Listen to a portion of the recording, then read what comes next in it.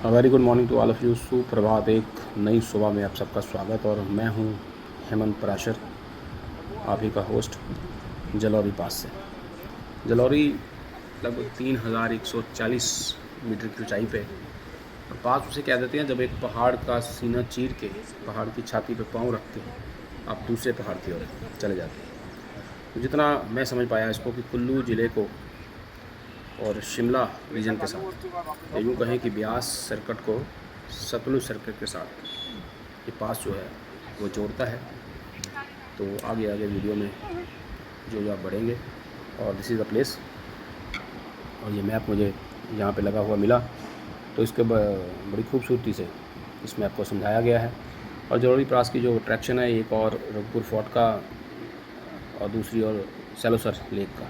लेकिन ये जो रास्ता है ये मोटरेबल से रोड कहते हैं। ये मैं शोजा से मैं यहाँ से आया हूँ और इस पास पे मैं खड़ा हूँ जलौरी में, और यह नीचे की ओर मैं नारकंडा की ओर उतर जाऊँगा जो मैंने सोचा है।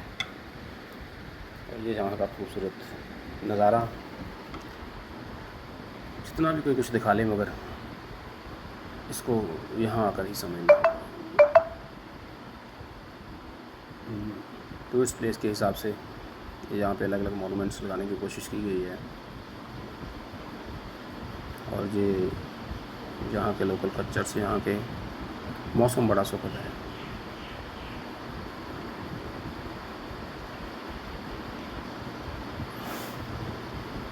और हर उम्र के लोग हैं, और जो लोग ट्रैक नहीं कर पाते वो जलौरी पास पे आके रुक जाते हैं, और जो लोग ट्रैक कर सकते हैं वो फिर आगे ट्रैक की ओर बढ़ जाते हैं। एक ट्रैक में कराया है रघुपुर फोर्ट का, और दूसरे पे मैं थोड़ी दूर तक ही आगे जाऊँगा क्योंकि मुझे गाड़ी भी चलानी है। 340 किलोमीटर के करीब मेरी गाड़ी चल चुकी है यहाँ तक आते आते। ये खूबसूरत सी पार्किंग और मार्केट नीचे,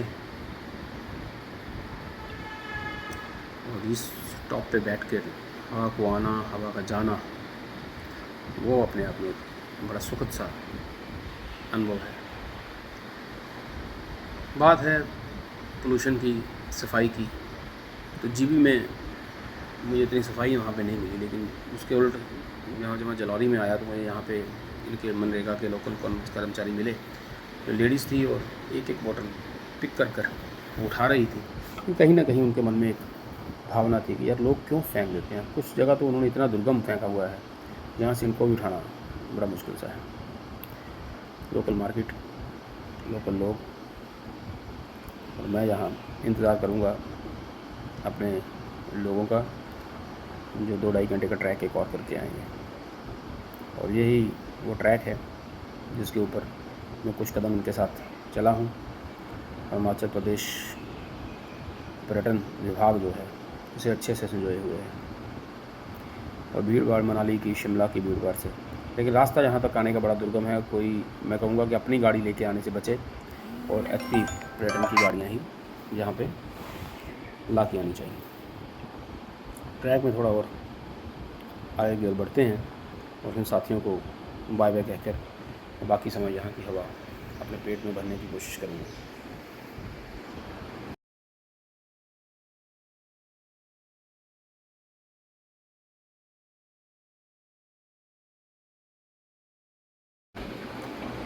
जिप लाइन वगैरह है, लेकिन जिप लाइन इतनी सेफ़ नहीं है, और जिस ढंग से मैं कुछ एक्सीडेंट से देख रहा हूँ, ये जगह महसूस करने बस के लिए यहीं पे आके आपको रुकना है। पोस्ट इसलिए करना है कि लोग भी आके महसूस कर पाएँ। और मैं अपने आप को बड़ा सौभाग्यशाली महसूस कर रहा हूँ कि चाहे वो बद्रीनाथ था, केदारनाथ था, यमुनोत्री, गंगोत्री, 5 केदार और 5 बद्री, मैंने बड़े खाली खाली देखे हैं।